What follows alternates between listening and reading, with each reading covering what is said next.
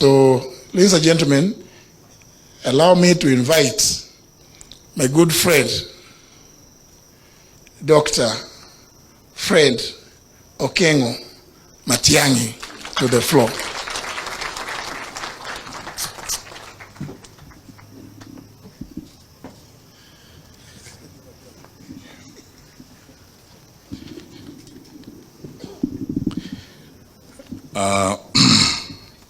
Your Excellency, Honorable Stephen Kalonzo Musyoka, Your Excellency, Honorable Rigathi Gachagua, my brother and my friend Eugene Wamalwa, Mr. Speaker, and all of you wonderful people present here today.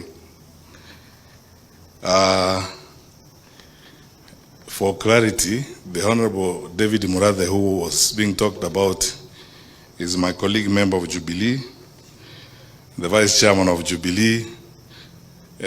Kembi Gitura is also here, and Torome and Wanja Maina. These are now recently, for the business of this red shirt I'm wearing, some of my compatriots.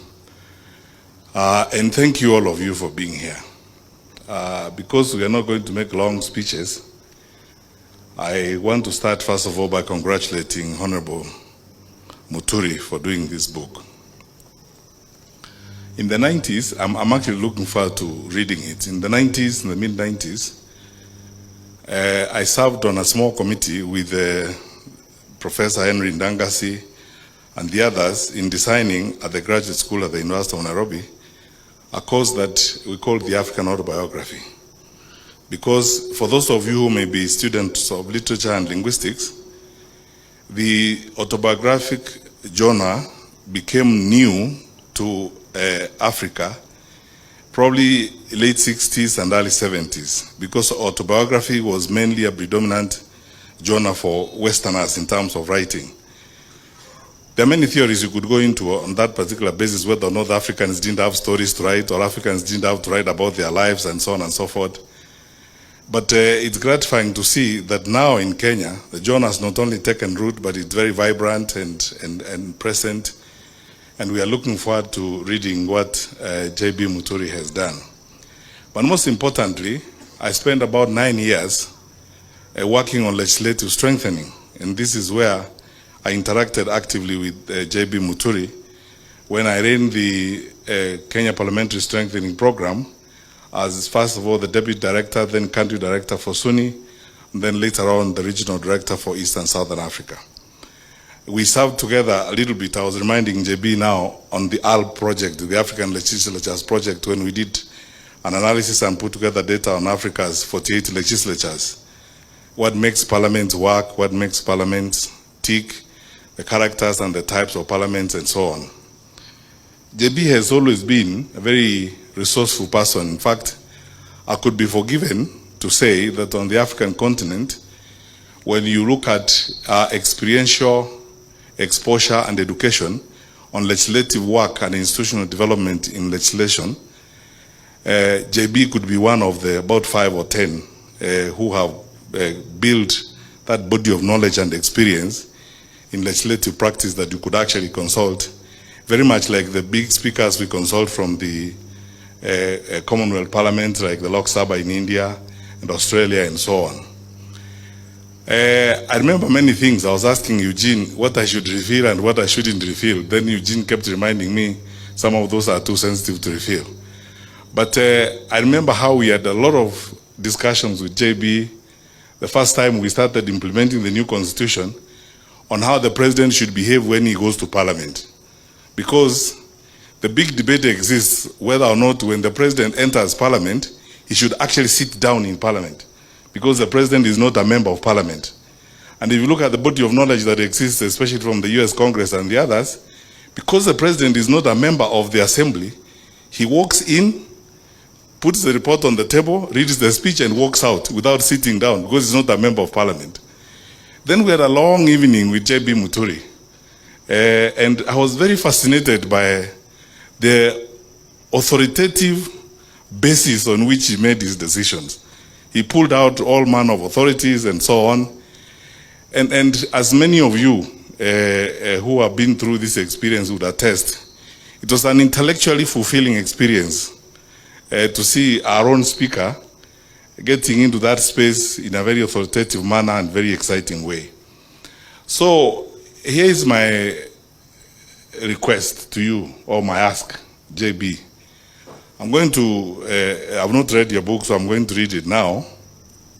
And I hope you have delved into those issues like the ones I've said. When we have a presidential system of government in Kenya, the symbolism of whether or not the president should actually sit in parliament, whether it's a State of the Union or State of the Nation address. There are small nuances that a lot of people spend time writing on. If you look at the body of knowledge on legislative work across the world, there are small nuances that people dwell on, which are critical in terms of the formation of government and the character of government and how it moves forward. I ask you, therefore, to, beyond the autobiographical work that you have done, I would like to request you, Mr. Speaker, to now also help contribute to the intellectual body of knowledge on parliaments and what parliaments are supposed to do. Because you see, for those of you, my colleagues like Naituli, Kawanja, who are in the room and so on, recently, there's been a big argument in the academy on the actuality of representation for parliaments. Who do parliaments actually represent? Because this started from the theory of no taxation without representation. So you have these institutions, big bodies, that global resources. They do a fantastic job, but who do they actually represent? When they enact, for example, a cybercrime law, like the one that was enacted, which you can see clearly, it's diametrically at variance with the existing mood in the country and the democratic context in which we are operating. Where does representation begin and where does it end? And then finally, the history of our parliament has not been very well studied and documented. I argue all the time, and all of you wonderful people here will relate to this, that this parliament that is in office now, and the honorable members of parliament who are here, please allow me to be very sincere. This is the first time parliament has not acted and actually invoked its absolute institutional mandate, which is bipartisan representation to deal with issues of the day. Because we have seen in previous parliaments, many of you who are here, Mheshimiwa Murathe, Mheshimiwa Kembe Kithure, and the others who were in parliament in the past, when there was a crisis in the country, and in fact, this is the contribution of parliament to the management of the country. Parliament usually closes ranks, they forget about parties, they come together and now do a parliamentary inquiry on an issue.